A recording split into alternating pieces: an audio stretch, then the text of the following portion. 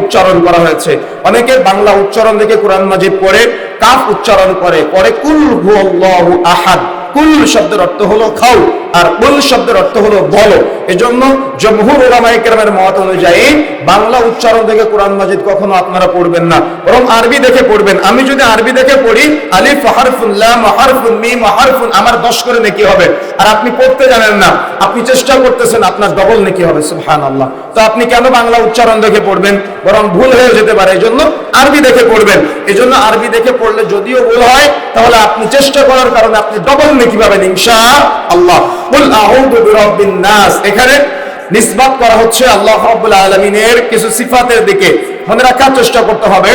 আমরা কয়েকটি আল্লাহর সিফাত নিয়ে আলোচনা করব ইনশাআল্লাহ, এবং কেন আল্লাহর সিফাতকে কেন্দ্র করে কোন বিষয়কে আল্লাহ গুরুত্ব দিয়েছেন সেগুলোকে আমরা আলোচনা করব ইনশাআল্লাহ। কুল আউযু বিরাব্বিন নাস, বলো আমি আশ্রয় চাচ্ছি মানুষের রবের নিকট।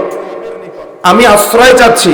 কি থেকে আশ্রয় চাচ্ছি সেটা আমাদের একটু পরে আলোচনা আসবে ইনশাআল্লাহ, তবে ওইটা একটু গুরুত্বপূর্ণ বিষয়। এজন্য আল্লাহর সিফাত নিয়ে আলোচনা করা হয়েছে। বলো আমি আশ্রয় চাচ্ছি মানুষের রবের কাছে। মানুষের রব বুঝেন আপনারা? রবকে বলেন, রবকে আল্লাহ। তার মানে আমরা মানুষের রবের নিকট আশ্রয় চাচ্ছি। কি থেকে আশ্রয় চাচ্ছি সেটা একটু পরে আলোচনায় আসবে। মালিকিন নাস, আশ্রয় চাচ্ছি মানুষের মালিকের নিকট। আমরা কিন্তু আল্লাহকে মালিক হিসেবে মানি না। আমরা এতটুকু জানি যে আল্লাহ সৃষ্টি করেছেন, কিন্তু আল্লাহকে অধিকাংশ মানুষ মালিক হিসেবে মানে না। সূরা ফাতিহার মধ্যে কি পড়ি?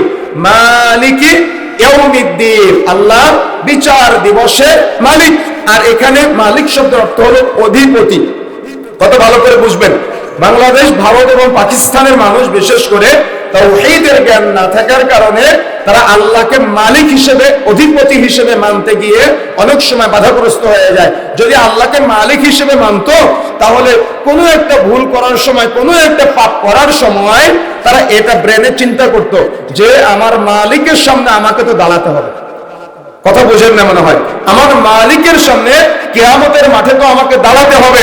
কিন্তু অধিকাংশ মুসলমানের তার মালিক সম্পর্কে জ্ঞান বা ধারণা না থাকার কারণে তারা মালিকের সামনে দাঁড়ানোকে ভয় পায় না। এজন্য নিসবত করা হয়েছে মালিকিন নাস।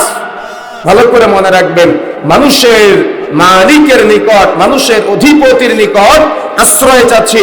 তাহলে যে বিষয়টাকে নিয়ে আশ্রয় চাচ্ছি সেটা মানুষের জন্য কতটা ক্ষতিকর। আল্লাহ দুইটা সিফাত বর্ণনা করা হয়েছে। দেখেন আল্লাহ তিনটা সিফাত, পরবর্তী সিফাত ইলাহিন নাস, মানুষের ইলার নিকট আশ্রয় চাচ্ছি। আচ্ছা, তাহলে কোন বিষয় নিয়ে আশ্রয় চাওয়া হচ্ছে, যে বিষয়টা মানুষের জন্য কতটা ভয়ঙ্কর, যা আল্লাহর তিনটা সিফাত নিয়ে আলোচনা করার পরে সে বিষয় নিয়ে বলা হচ্ছে মানুষকে আশ্রয় চাইতে হবে। আমার কথা কি বুঝতে পারতেছেন?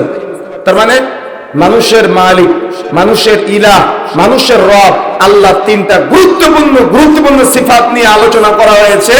যে তিনটা সিফাত বর্ণনা করে বলা হচ্ছে যে তোমরা মানুষের রবের নিকট, মানুষের মালিকের নিকট, মানুষের ইলাহের নিকট তোমরা আশ্রয় চাও। তাহলে আশ্রয় চাওয়ার বিষয়টা কতটা মানুষের জন্য ক্ষতিকর আপনি কি বুঝতে পেরেছেন? আমি বুঝাতে পারি না মানে আপনাদের। যদি আপনার আল্লাহ সম্পর্কে ন্যূনতম ধারণা থাকে, তাহলে আপনি বুঝতে পারবেন আপনার রব, যিনি আপনাকে সৃষ্টি করেছেন, যিনি আপনার স্রষ্টা, এই রব থেকে আপনাকে সেই ক্ষতিকর জিনিসটা বিরত রাখবে। আপনার ইলাহ, যিনি আপনার ইলাহ, যিনি আপনার স্রষ্টা, সেই স্রষ্টা থেকে আপনাকে বিরত রাখবে। যাকে আপনি পালনকর্তা মানতে পারেন নাই, ওই পালনকর্তা থেকে ক্ষতিকর বিষয়টা আপনাকে দূরে রাখবে। যিনি আপনার মালিক, বিচার দিবসের দিন যিনি বিচার ফয়সালা করবে, যে ক্ষতিকর বিষয় থেকে আল্লাহ আশ্রয় চাইতে বলেছেন, এই ক্ষতিকর বিষয়টা আপনাকে ওই মালিক থেকে দূরে সরিয়ে রাখবে, যে হলো আপনার প্রকাশ্য শত্রু এবং অপ্রকাশ্য শত্রু। বুঝেন নাই মনে হয়? বুঝতে পেরেছেন? আপনি হয়তো ভাবতেছেন যে আপনার প্রতিবেশী আপনার 1 বিঘা জমি ফাঁকি দিয়েছে, সে আপনার শত্রু। আপনি হয়তো ভাবতেছেন আপনার এলাকার অমুক ব্যক্তি আপনাকে ক্ষতি করেছে, সে আপনার শত্রু। কিন্তু আল্লাহ সুবহানাহু ওয়া তাআলা তিনটা সিফাত বর্ণনা করে আল্লাহ রাব্বুল আলামিন তার থেকে আপনাকে আশ্রয় চাইতে বলেছেন। তাকে আপনাকে সবচেয়ে বড় শত্রু মনে করতে হবে। আল্লাহ তার সম্পর্কে বলছেন